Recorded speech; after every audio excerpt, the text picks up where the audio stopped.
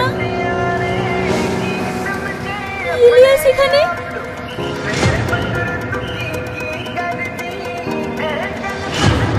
ইলিয়াস, তুমি আমাকে চিনতে পারছো? আমি তোমার প্রিয়া। তুমি আমাকে চিনতে পারছো না? আমি তোমার প্রিয়া। একবার মনে করে দেখো, আমি তোমার প্রিয়া। কোথায় আছিস বন্ধু? আমার না বড় প্রবলেম হয়ে গেছে ভাই। ইন্টারভিউ দিতে আসার সময় আমার পকেট মার হয়ে গেছে। আমি যে অন্য বাড়িতে যাবো, আমার কাছে কোনো টাকা পয়সাও নেই।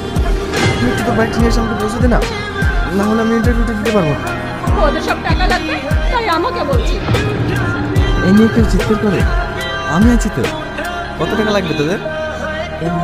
ভাই আমার 1000 টাকা লাগবে। আমার 500 টাকা। এই নে, তবে মন দিয়ে পড়াশোনা করবি। এটা আপনার বাড়ি? হ্যাঁ, তবে আপনি না, তুমি করে বলেন। আমি আপুকে বলেছিলাম আপনাকে আসার জন্য। আপনি মাধ্যমিক উচ্চ মাধ্যমিক স্টার্ট দিয়েছিলেন না? হ্যাঁ। বিএম ইউনিভার্সিটি টপার ছিলেন তো?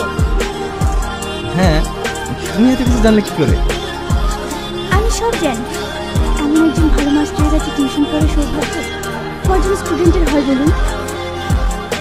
এবার বুঝিয়ে বলি, আমি আপনাকে অনেক পছন্দ করি, অনেক আগে থেকেই ফলো করি। সত্যি কথা বলতে, আমি আপনাকে ভালোবাসি। এ তুমি কি বলছো? আমি তোমাকে পড়াতে এসেছি। পড়াবেন পরে, আগে আমার কথা উত্তর দিন।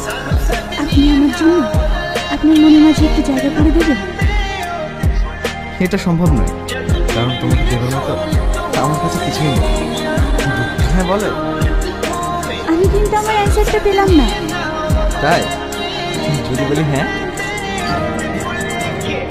সত্যি? I love you, I love you, I love you.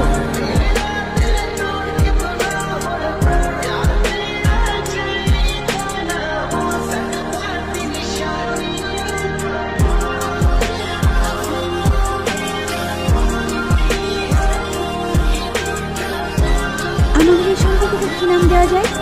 কি? সেটাই তো ভাবছি। মনে পড়েছে, ভালোবাসার ঘড়ি। তুমি আমার ঘড়ি, আমি তোমার লাঠি। আর আমাদের এই সম্পর্কটা ভালোবাসার শুধুই বাধা থাকবে। যদি কখনো শেষ হতে ছিঁড়ে যায়? ছিড়বে না, অনেক শক্ত করে ধরে রাখবে। Happy birthday to you, happy birthday to you, happy birthday to you my জান। আজ আমার বার্থডে? আমি তো ভুলে গেছিলাম। আসলে আমার বার্থডে তো আমি কখনো পালন করিনি। Thank you. No thank you, cake কাটো।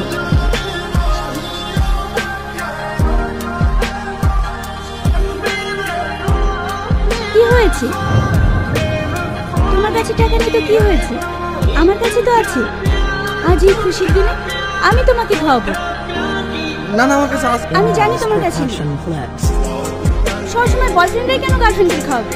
গার্লফ্রেন্ডরা বুঝি বয়ফ্রেন্ডদের খাওয়াতে পারে না? এসো।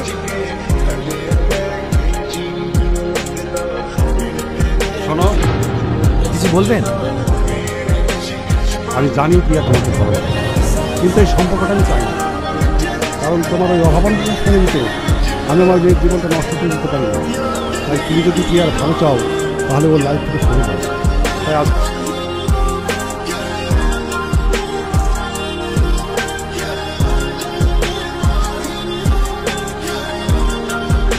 বাবু, পল্লবী আপনার ছেলের সঙ্গে চলে গিয়েছে।